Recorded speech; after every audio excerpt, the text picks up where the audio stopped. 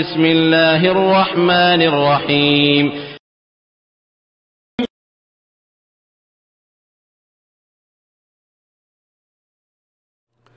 ওয়ালাইকুম আসসালাম রহমতুল্লাহি ওয়া বারাকাতুহু। এক মুহতারাম ভাই জানতে চেয়েছেন যে আলহামদুলিল্লাহ ওয়াসসালাতু ওয়াসসালামু আলা রাসূলিল্লাহ। এক ভাই জানতে চেয়েছেন যে মুসলমান ছাড়া অন্য কোনো ধর্মের লোক জান্নাতে যাবে কিনা। যাই হোক, উনি লম্বা কথা বলে এটাই জানতে চেয়েছেন যে মুসলমান ছাড়া অন্য কোনো ধর্মের লোক জান্নাতে যাবে কিনা। আসলে জান্নাতে যাওয়ার জন্য যে প্রথম শর্ত, সেই প্রথম শর্ত যাদের মধ্যে নেই তাদের বিষয়ে জান্নাত নিয়ে কোনো আলোচনাই নেই। তার প্রথম শর্ত হচ্ছে যে আল্লাহর প্রতি ঈমান আনা।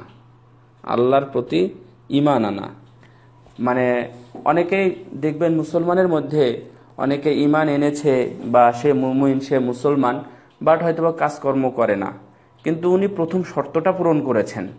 দ্বিতীয় শর্তগুলো, তৃতীয় শর্ত, চতুর্থ শর্ত যেগুলো আছে সেগুলো তো আছেই, কিন্তু প্রথম শর্ত যেটা, সেটা যারা পূরণ না করবে তাদের ব্যাপারে জান্নাতের ব্যাপারে কোনো ফায়সালাই নেই এবং কোনো কথাই নেই। অর্থাৎ মানে কোরআন এবং সুন্নাহ অনুযায়ী তারা অবশ্যই জাহান্নামী। যারা কাফের, যারা আল্লাহ রাব্বুল আলামিন কোরআনে অনেক জায়গাতে এবং অনেক জায়গাতে আলোচনা করেছেন এবং সরাসরি বলেছেন যে যারা কাফের, যারা কুফরি করে এবং যারা কাফের আর কি, যারা ঈমান আনে, তারা হলো জাহান্নামী। সুতরাং হিন্দু, খ্রিস্টান, বৌদ্ধ যারা আছে তারা অবশ্যই জাহান্নামী। আর এখানে আবার একটু পার্থক্য আছে, একটু কথাটা ভেঙে বলতে হবে যে আপনি বলেছেন মুসলমান ছাড়া অন্য কোনো জাতি যাবে কিনা।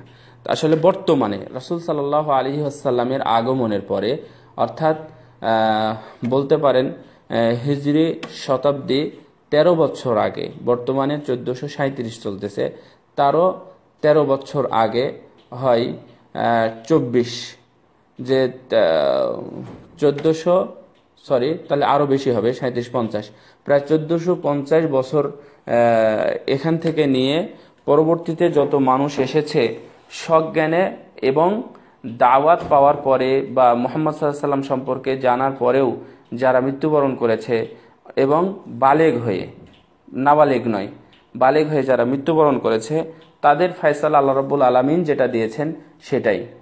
তো মুসলিম ছাড়া অন্য কোনো জাতি যাবে না বলতে এর আগে, অর্থাৎ এই যে আমি যেটা বললাম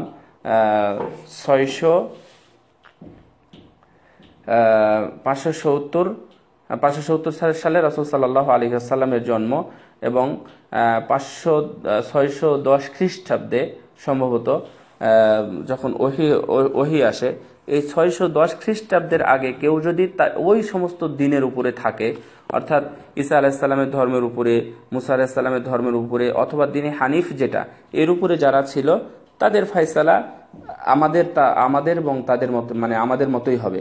অর্থাৎ আমরা যে ঈমান এনেছি, ঈমান আনার পরে আমাদের হিসাব নিকাশ হবে, তাদেরও ওরকমভাবে হিসাব নিকাশ হবে। তো এটা হচ্ছে একটা। আর দ্বিতীয়ত হচ্ছে যে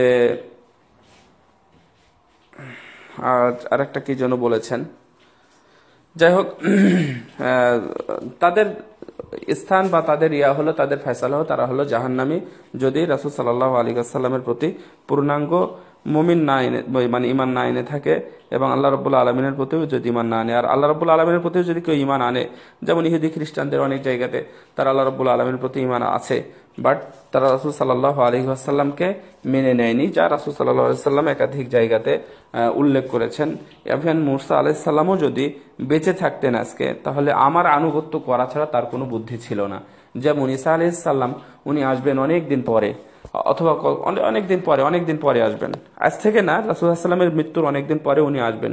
তারপরেও উনি উনার শরীয়তটাকে না, উনি রাসূল সাল্লাল্লাহু আলাইহি ওয়াসাল্লামের যে শরীয়ত, অর্থাৎ উম্মতে মুহাম্মাদির আমরা যে শরীয়ত পালন করতেছি, উনি এই শরীয়তের উপরেই আসবেন এবং এই শরীয়তের উপরেই উনি দুনিয়া থেকে চলে যাবেন। তো সুতরাং রাসূল সাল্লাল্লাহু আলাইহি ওয়াসাল্লামের উপরে যে ধর্মটা এসেছে, এই ধর্ম আসার পরে আর কারো কোনো ইখতিয়ারের কোনো কিছুরই সুযোগ নেই। তো সুতরাং ফয়সালা ওটাই। জাযাকুমুল্লাহু খাইরা।